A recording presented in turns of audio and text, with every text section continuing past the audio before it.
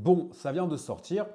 La délégation ukrainienne qui est actuellement à Jeddah en Arabie Saoudite a dit être prête à un cessez-le-feu entre l'Ukraine et la Russie de 30 jours et le tout a été chapeauté par l'administration américaine dirigée par Marco Rubio, le secrétaire d'État américain et le conseiller à la sécurité Mike Valls. Alors la question qui se pose aujourd'hui c'est est-ce que la Russie va l'accepter ou non? C'est un peu ce qu'a dit Donald Trump et d'ailleurs aussi Marco Rubio en disant que maintenant la balle était dans le camp de la Russie. Ce qui maintenant est assez intéressant parce que Donald Trump accusait l'Ukraine d'être responsable justement de la guerre et que c'était l'Ukraine qui ne voulait pas aller à la table des négociations. Donc maintenant, il y a un peu un retournement de situation où justement la bonne foi maintenant est attestée du côté des Russes. Et donc le résultat est assez positif pour l'Ukraine, en tout cas sur le court terme, parce que l'administration Trump a accepté en échange de la bonne foi des Ukrainiens de repartager son renseignement et aussi de débloquer les paquets d'aide militaires et humanitaires qui avaient été votés par le Congrès américain sous Joe Biden. Maintenant, la question, comme j'ai dit, qui se pose, c'est est-ce que Vladimir Poutine va accepter un cessez-le-feu de 30 jours? Mais avant de répondre à cette question, je m'appelle Joseph Roche, je suis correspondant en Ukraine depuis 2022 et sur cette chaîne, je parle bien sûr de géopolitique et de relations internationales. Donc si ça vous intéresse, je vous invite bien sûr à vous abonner et à mettre un like. Donc, est-ce que Poutine va accepter ou non ce cessez-le-feu de 30 jours? Mais avant de répondre à cette question, je pense qu'il est très important de prendre en compte de quoi on parle quand on parle de cessez-le-feu.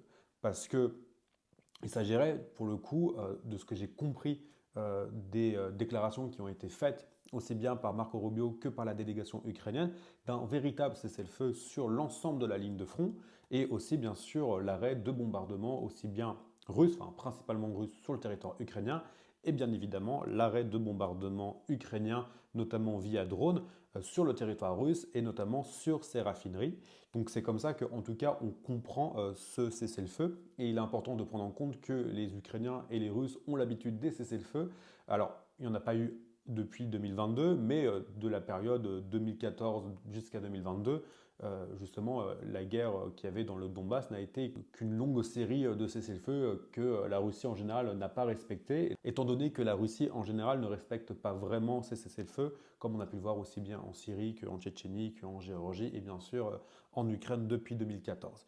Mais là, pour le coup, maintenant la question qu'on peut se poser, c'est quels sont les intérêts des Russes et des Ukrainiens à avoir un cessez-le-feu, parce que dans tous les cas, il y a du positif et du négatif pour les deux camps. Pour la Russie, ça peut être intéressant parce que ça peut permettre à la Russie déjà de mettre en pause son armée, d'avoir du moins une pause opérationnelle, étant donné que son armée est quand même relativement fatiguée, qu'il y a eu des problèmes de ligne d'approvisionnement. Et aussi, avoir un cessez-le-feu, ça permettrait aussi aux Russes de renforcer leurs lignes logistiques qui sont relativement et régulièrement bombardées par les Ukrainiens depuis 2022 et notamment aussi les bombardements ukrainiens sur les raffineries de pétrole qui posent des problèmes dans la logistique et aussi bien sûr sur le cours du pétrole que les Russes peuvent vendre aussi bien à leurs partenaires qu'à l'étranger. Aussi, ça peut être positif pour les Russes parce que ça peut leur permettre de se préparer du coup pour une offensive généralisée en été parce que pour l'instant on est un peu dans une période météorologique compliquée pour les deux armées avec alors on n'est pas encore à l'époque de la Rasputitsa mais il y a eu récemment quand même un réchauffement assez important en Ukraine. Là, il a fait 20 degrés à Kiev aujourd'hui, par exemple, pour vous donner une idée. Et il y a 3 semaines, il faisait moins 10 degrés. Donc ce changement de température crée des problèmes sur le terrain en tant que tel, notamment avec l'arrivée des boues qui compliquent énormément justement le déplacement de matériel et de véhicules et de tanks, etc. etc. Donc ça aussi, ça peut être perçu comme étant une petite pause opérationnelle pour les Russes avant de se relancer à une grande offensive. Euh, Par contre, le revers, c'est que les Ukrainiens sont toujours dans l'oblast de Koursk et que s'il y a un cessez-le-feu dans l'oblast de Koursk, parce que là, comme j'en ai parlé dans des vidéos précédentes, il y a une très grosse offensive dans l'oblast de Koursk, mais les Russes n'ont pas encore réussi à déloger les Ukrainiens de cette poche-là et que par conséquent, si les Ukrainiens et les Russes acceptent un cessez-le-feu de 30 jours, ça va permettre aux Ukrainiens de s'enterrer un peu plus dans Soudzha, de renforcer leur ligne logistique, de faire des rotations, de se reposer, de construire des fortifications, etc. etc. Donc ça, c'est pas très positif pour les Russes, mais c'est quelque chose qui est quand même sur la table. Peut-être d'ailleurs c'est la raison pour laquelle les Russes sont à ce point-là en pleine offensive à fond de balle, parce qu'ils veulent absolument éviter ce scénario-là. Parce que moi, je pense à titre personnel qu'il ne faut pas se leurrer. Je pense que les Russes sont au courant, les Russes sont dans la boucle, étant donné qu'actuellement, il y a Steve Witkoff, donc l'envoyé spécial de Donald Trump, aussi bien pour le Moyen-Orient et pour l'Ukraine, qui est un agent immobilier, enfin un entrepreneur pardon, de l'immobilier, pas du tout une personne qui a une expérience diplomatique et politique, qui plus est ni au Moyen-Orient ni en Russie, mais bon, admettons, ça ce sont un peu les côtés assez fanfaronnesques de l'administration de Trump, mais on n'est pas à ça près.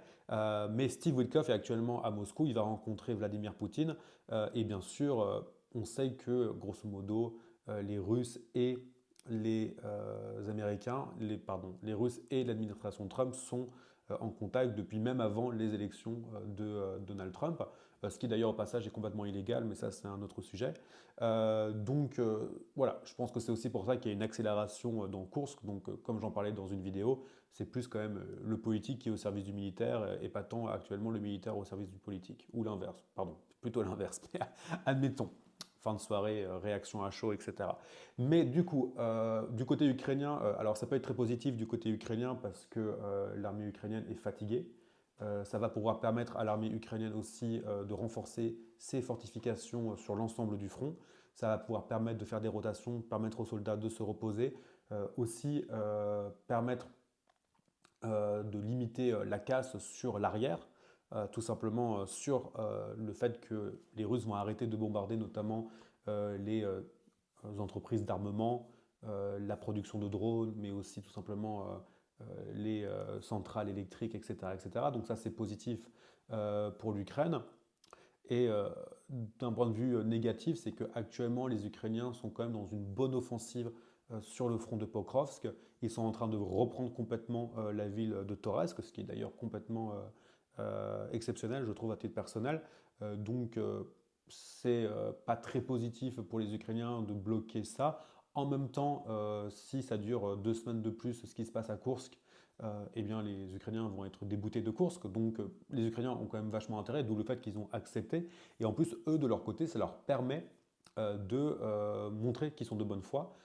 Ça leur permet de récupérer, bien sûr, le renseignement et les armes qui ont été votées par le Congrès sous Joe Biden.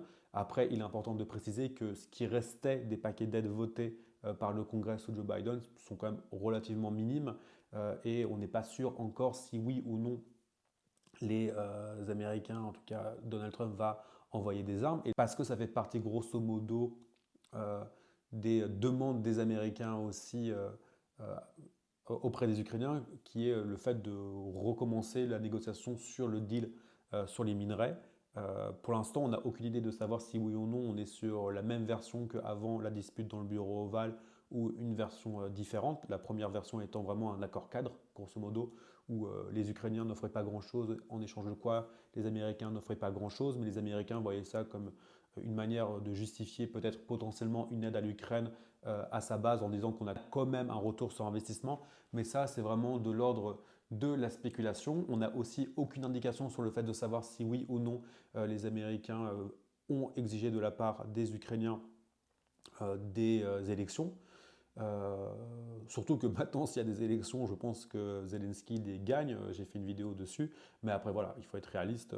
C'est pas en 30 jours qu'on organise des élections. Donc, c'est pas du tout lors de ce cessez-le-feu qu'il va y avoir des élections. Surtout que le Parlement ukrainien, au début de la guerre, a signé une loi disant qu'il faut attendre 6 mois avant la fin de la guerre. Donc la fin de la guerre, ce n'est pas un cessez-le-feu, la fin de la guerre, c'est vraiment un traité de paix. Avant la fin de la guerre, avant d'organiser des élections, donc il n'y aura pas forcément d'élections. Donc voilà, tout ça reste quand même assez flou. J'avais quand même envie de partager ça avec vous à chaud pour montrer un peu les pour et les contre potentiels de ce cessez-le-feu.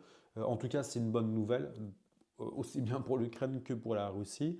Ça permet à Donald Trump d'avoir une petite victoire diplomatique et je pense qu'en ce moment il en a besoin étant donné que au niveau interne, les choses ne se passent pas forcément comme prévu, avec notamment l'économie qui s'écroule, beaucoup de mécontentement, etc. etc.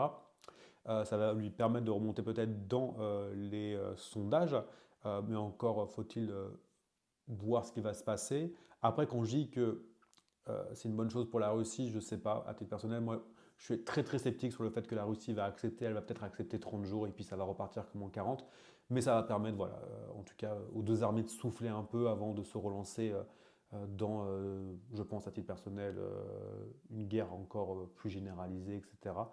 Parce que j'ai du mal à voir la Russie s'arrêter sur la ligne de feu et je vois mal les Ukrainiens arrêter de se battre euh, dans les mois, années à venir. Qui plus est, si maintenant il y a un renouveau de l'aide et du renseignement américain, et qui plus est, avec des Européens qui ont commencé à monter en puissance. Mais ça, on verra ça dans le futur. Voilà, j'espère que cette vidéo à chaud vous a plu et on se retrouve bientôt pour une prochaine vidéo.